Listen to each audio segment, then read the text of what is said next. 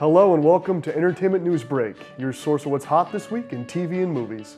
We give you the latest and anticipated series, blockbusters, and streaming services. We confirm what you've heard about what's up and coming in the world of entertainment. We're your hosts. I'm Lindsay. Thank you for joining us. And I'm Brandon. And this week we have some exciting news coming from Netflix and Amazon, along with some new series on television as well. This week in Netflix, the new original series, Marvel's Jessica Jones, depicts the life of a superhero whose career has ended and suffers from PTSD, along with the way that Jessica continues her life as an ordinary citizen. Jessica opens a detective agency in New York City, in which she is still able to fight the evil that lurks in the shadows. The show stars Kristen Ritter as Jessica Jones, and other favorites such as Mike Colter, Rachel Taylor, Carrie-Anne Moss, and David Tennant. Jessica Jones will premiere next Friday, November 20th on Netflix. Let's take a look at the trailer. Next Friday, Amazon Prime will be also releasing a new original series, The Man in the High Castle, which is based off of the 1962 novel with the same name. The series is set in a World War II dystopian universe in which World War II is set in America. In the universe, the U.S. is divided into 3 separate states. The West Coast is the Japanese Pacific states, the East Coast is the Great Nazi Reich, and the Rocky Mountains is a neutral buffer zone in between the two. The pilot for the show originally debuted on January 15th of this year and was reportedly one of the most watched television series on television. After the reviews, the series was renewed for a full 20-episode season this month. Let's take a look at the trailer. So what do you think of alternate history as a genre in film? I feel like I'm not really familiar with a lot of alternate genre movies. Like this is just kind of building up now, like as a thing in modern age of film and stuff. And I think it's a good concept, and I can definitely see it as being a even better book that it's based off of. Have you read the book or anything? Are you familiar with it? I have not read The Man in High Castle, but I am familiar with the works of Philip K. Dick, not so much in this particular case, but in his other works, like other movies based off his works, like Blade Runner, which is based off of Do Androids Dream of Electric Sheep, which spawned a lot of the robot culture that we have nowadays.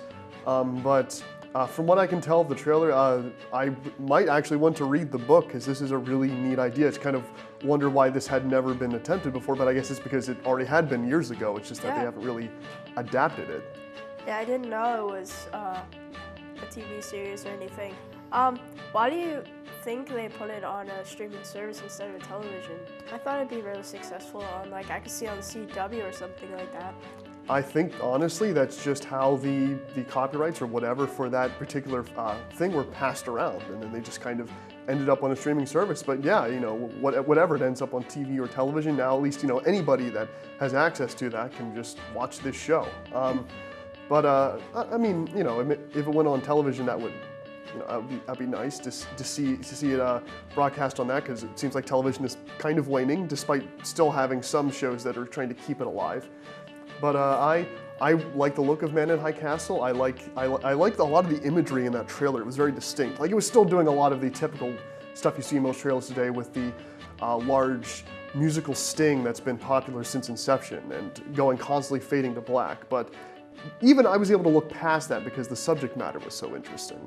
I think the most thing that grabs you is when you see the Times Square with the Nazi symbol, and you're like, wow, that looks like it could really happen. Or the American, or the American flag with the Nazi replacing the stars. Yeah. That's a big offender for a lot of American patriotic people. As soon as you alternate the American flag, you know, it gets into something, because it means a lot to people. And I think that was a good stretch for them to have. I think as a streaming service, like most we've talked about, they have more allowance to do more things than TV shows. So do you think it's gonna almost be offensive, or do you think it's gonna stick to sort of a safe zone? What do you think? From the looks of what I saw in the trailer, it's probably going to stick to a safe zone. The main focus is on basically an American guy that's like, I don't like the look of this and I want to change this. And also just flashing swastikas everywhere. the hatred.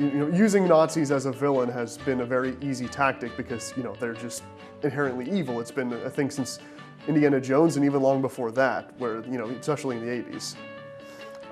And I think that, I mean, it depends on how they execute it, but from the looks of it, I'm fearing they might play it a bit too safe. But I'd like to hope that, yes, there's going to be a little bit more depth to what they're going to explore, because as we saw in the description, they go into each side from Japan to every other section, and maybe we'll get to see how those all clash together. Maybe. So up next, we have Madison and Tiffany with this week's top 10 box office hits. When we come back, we will be discussing some new series to look out for on television. Don't miss it. Sci-fi feel-good dramas and spooky Halloween leftovers make up our list this week. I'm your host, Madison. And I'm Tiffany for this week's top 10 box office hits. Aaron Sorkin, writer of The Social Network, returns to paint another great portrayal of a techno icon with Steve Jobs at number 10. Michael Fassbender stars as Jobs backstage as he worked toward the unveiling of 3 of his iconic products, ending with the iMac. The film also shows how this affected his family life as well as his health. Number 9 is our first horror movie of the list, which comes from famed director of the Hellboy movies and Pacific Rim, Guillermo del Toro. His new work, Crimson Peak, follows Edith Cussing, played by Mia Wasikowska, an author running away from family tragedy and into the arms of a mysterious stranger, Thomas Sharp, played by Tom Hiddleston. The two marry, and Edith comes to live with Thomas and his sister, Lucille, played by Jessica Chastain. Edith soon learns, however, that the house is a place that breathes, bleeds, and remembers. Number 8 takes us to war-torn lands of South America and the political dramedy Our Band is Crisis. The film stars Academy Award winner Sandra Bullock as Jane Bodine, who is sent to Bolivia to manage a political campaign in hopes of installing a new leader. However, she is continually threatened by the opposition's manager, her longtime rival Pat Candy, played by Billy Bob Thornton. May the best campaign win. The long-running Paranormal Activity series returns at number 7 with Paranormal Activity: The Ghost Dimension. The fifth found footage, Terror Fest, stars Chris J. Murray, Britt Shaw, and Ivy George as a young family that must protect their daughter from an evil entity with the help of a special camera that can see spirits. The film promises this time you'll see the activity. While the other entries are sure to fill your vampire, ghost, and monster quota, Vin Diesel returns to check witches off your list with number 6, The Last Witch Hunter. Diesel stars as the witch hunter alongside veteran actor Elijah Wood and TV star Rose Leslie as they attempt to stop the combined forces of the most horrifying witches in history. Stay tuned for our top 5 weekend box office hits later in the show. For now, I'm Tiffany. And I'm Madison. See you after the break. This past Friday, Fox premiered the 4th season of MasterChef Junior. For anyone that may not know, the reality show is a cooking competition show featuring the famous or infamous Chef Ramsay. 24 children compete on the show to win the title of MasterChef Junior, all while working under the wing of Chef Ramsay. If you love Chef Ramsay, you'll love MasterChef Junior. Many people love his straightforward attitude regarding careless chefs. However, with MasterChef Junior, Ramsay has a soft spot for children and their desire to learn. Let's take a look at the Season 4 trailer.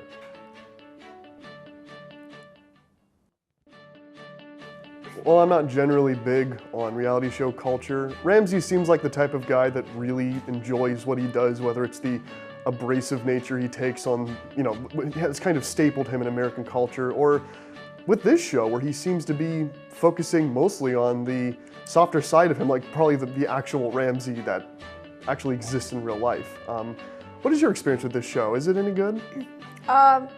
When the first season came out one week and I just kind of watched all of it one day, it was like a nice alternative to any of his other shows where he just gets mad at really dumb chefs, which is hilarious. But, you see these kids and you can't help but wonder, I wonder what this is like. I wonder how Chef Ramsay acts around like children that's like trying their hardest. And even if they like suck at it, like a dish or something, he's still really nice about it, which is weird for me. But it's a cute show, and I think it's like nice that overall they give like kids an opportunity to do something like this, because it like opens your eyes. Like I never realized how like talented kids could like cook. Like they're like, I can't even cook half stuff now, like, and I'm 19 years old. So yeah, you've never seen this show before? No. But from what I've seen of the trailers, I like just seeing Ramsey as himself, mostly just.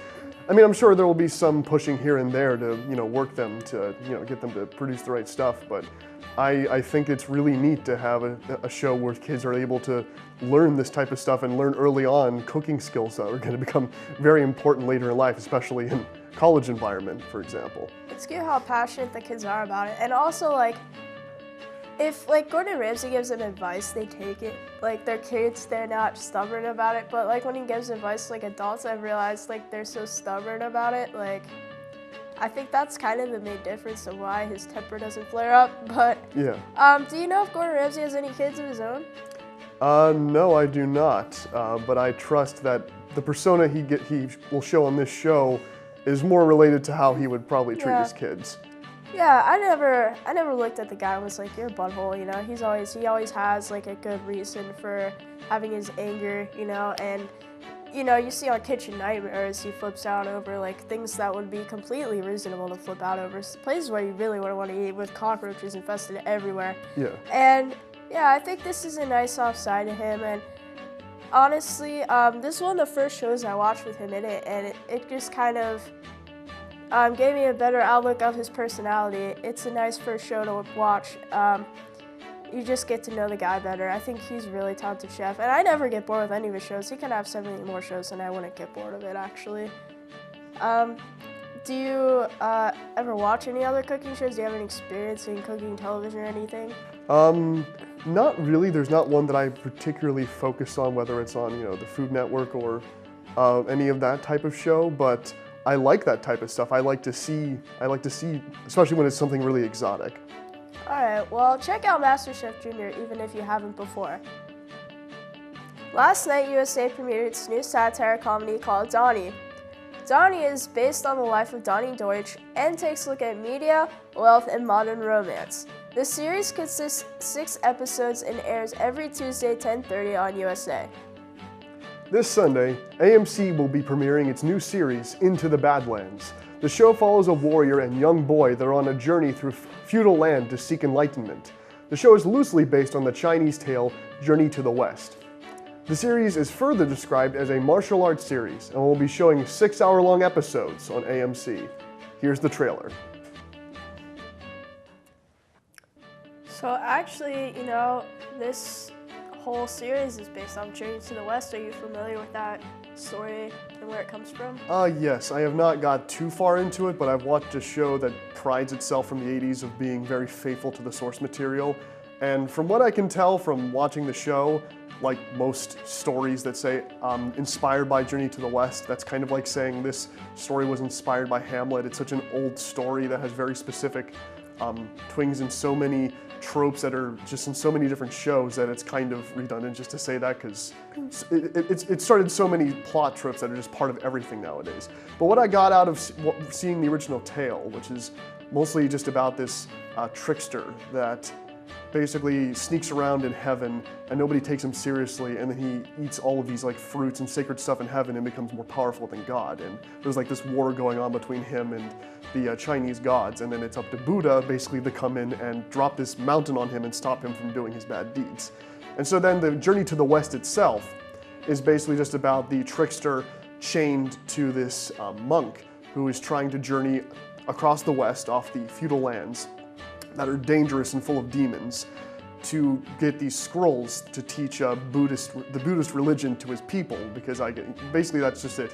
He feels his people have become too violent, so he's going to bring back these scrolls and basically shove his religion down their throats to make them better people. And I can see why, in that respect, why that probably could not be adapted very well into English without being controversial or just striking up, this is trying to shove this into my kids or something like that. Yeah, I wouldn't have guessed that. Especially when looking at the trailer, it's mostly like very based on like martial arts, and one clip I thought was the trailer was literally just one of the main girl characters beating up the whole room, which was really cool, I gotta say. Yeah. If they're using stunt doubles or whatever, they're pretty great. But and the special effects seem really awesome. But yeah, I think it's gonna be for some of the people that really like action-packed stuff.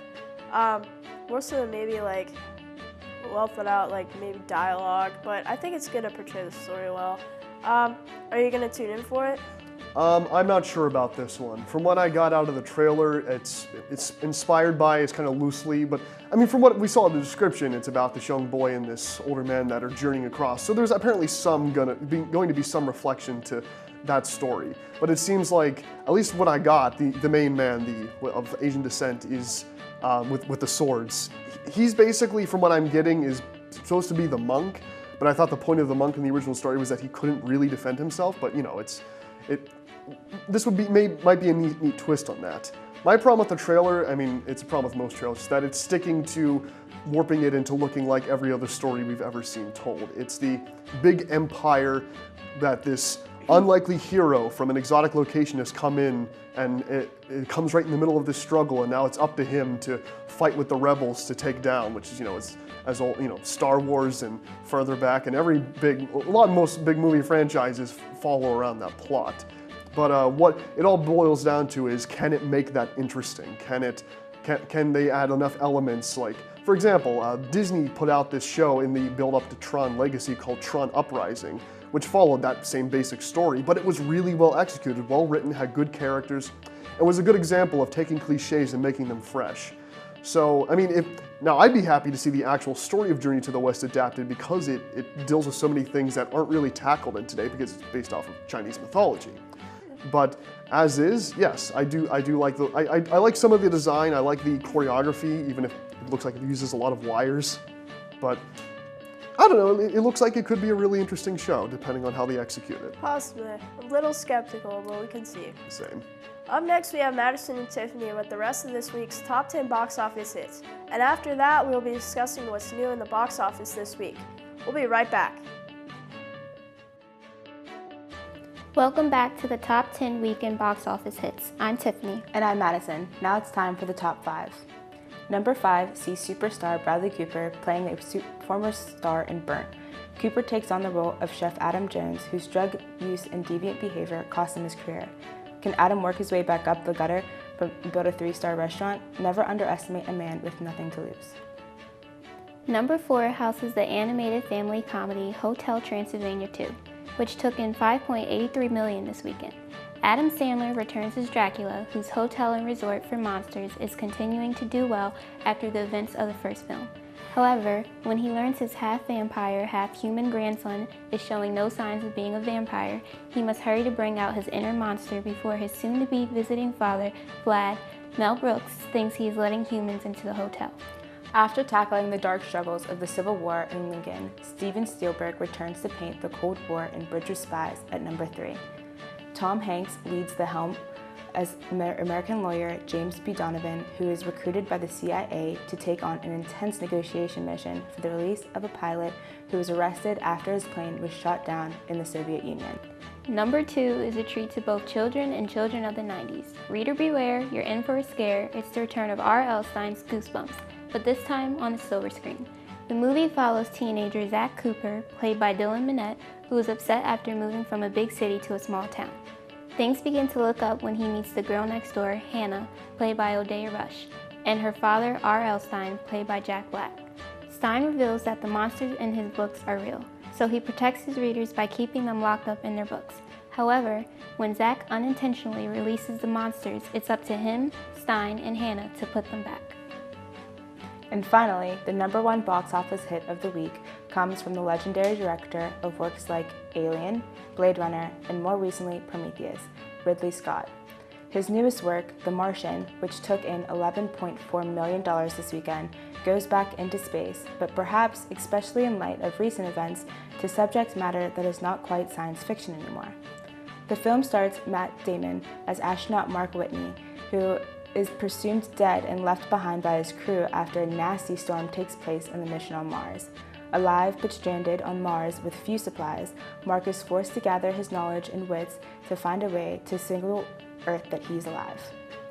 Thank you for joining me for this weekend's top 10 box office hits. I'm Tiffany. And I'm Madison. Be sure to stay tuned for more movie news with Lindsay and Brandon after the break. By the Sea, a film to be released on November 13th, is set in France during the mid-1970s. Vanessa, played by Angelina Jolie, is a former dancer, and her husband Roland, played by Brad Pitt, an American writer, traveler, and country together. They seem to be growing apart, but when they linger in one quiet seaside town, they begin to draw close to some of its more vibrant inhabitants. Let's check out the trailer.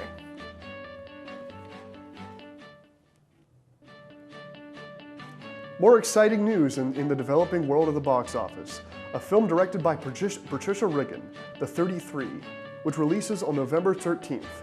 It tells the story based on the real events that took place in Chile in August 2010.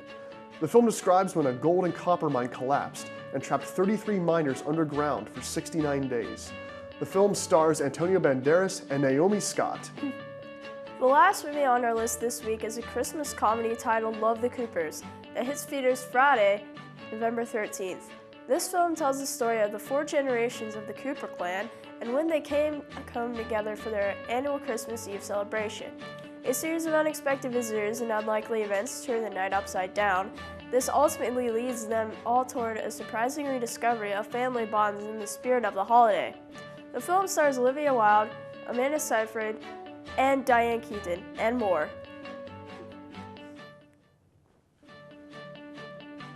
So this film seems to be mostly trying to capture a lot of that Christmas spirit that other older classics like Christmas Story and National Lampoon's Christmas Vacation have been trying to do. And what I noticed about what it's trying to do similar to those is that, at least from what I can tell from the rating, its content isn't going to try to be hard R like a lot of films that way.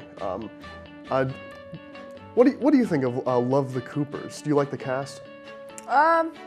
I like the cast. John Goodman's always been really good. Yeah. He's really funny, but I don't know how I feel about the movie. I don't think I'd really want to watch it. I feel like it's not going to be that successful. Like, you have Star Wars coming out around the same time, sort of, and I feel like that's really going to be the Christmas movie, even though it has nothing to do with Christmas. Yeah.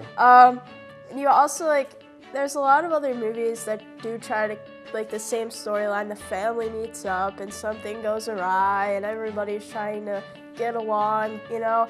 And it's kind of the same thing over and over again. And maybe I'm looking for that little edge of the movie. Like, maybe I'm looking for more of a rated R movie just because it's different. But, like, yeah, I don't see what's so special about it. Are you interested in it? Well, from what I saw of the trailer, the jokes did not click with me at all. They were pretty lame in general, but most of the time, with a lot of movies like that, sometimes trailers can misconstrue them in really awful ways. But as is, no, yeah, I like John Goodman too. He like pops up just in mostly mediocre stuff, but he's a really good actor. The Big Lebowski, Monsters Incorporated, when he hits a hit, he really gets a hit.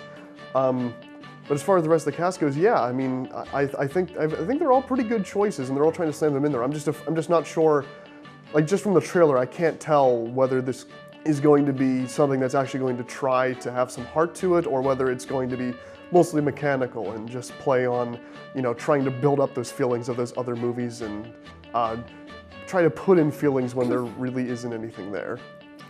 Yeah, I feel like it's gonna be sort of like, no one gets along, and then at the end everyone gets along and everything's great, and Christmas is meant to be, you know, it's a great time. But in real life, like, how many people's families actually, like, get along that well in Christmas? How well do things actually just go right at the end, you know, the weekend or something? I feel like I want a more dysfunctional family. They try to make it dysfunctional, but I'm just not seeing that. And it's kind of, like, interesting how, you know, that one daughter brings a random guy into the house to impress, like, you know, her family. I feel like that's a little out of stretch. Like, I don't know. Do you think it's gonna be a flop too, or do you think it might be successful? I mean, I can see a lot of people that would flock to it because of what its genre is, and you don't really see a lot of movies like it coming out around Christmas. Most try to be hard R comedies that try to push limits while also trying to tell some sort of happy Christmas story. But as you just brought up, yes, I think Star Wars is unfortunately fortunately or unfortunately, depending on how this movie turns out, it's going to tank this film. And I don't know, it's unfortunate. I appreciate that it's trying to keep its content level fairly low and try to recapture a lot of stuff of those older films. Like for example, like the little girl that's just like angry at the grandfather for some specific reason. Like even in the trailer, I couldn't quite tell what was really angering her. He just said something, and then she would just call him a jerk, and then that was the Yeah, joke. I guess she was just going through a phase or something. I don't Yeah. really know. I'm not sure if that was supposed to be, like, she's supposed to be a star character that's supposed to be really funny. It didn't click with me. Maybe another audience, maybe appealing to an older audience. I could see it, appealing to them. But yeah, I am a fan of a lot of like Christmas comedies. I mean, I remember Christmas with the Cranks coming out, but still that was like different, But Yeah. we'll just have to see. Yeah, and who knows? It might be a special surprise, a sleeper hit, so to speak. Well, that's all the time we have for this week. Check us out again next week for more of our favorite original series, television shows, and movies. I'm Lindsay. And I'm Brandon. See you next time.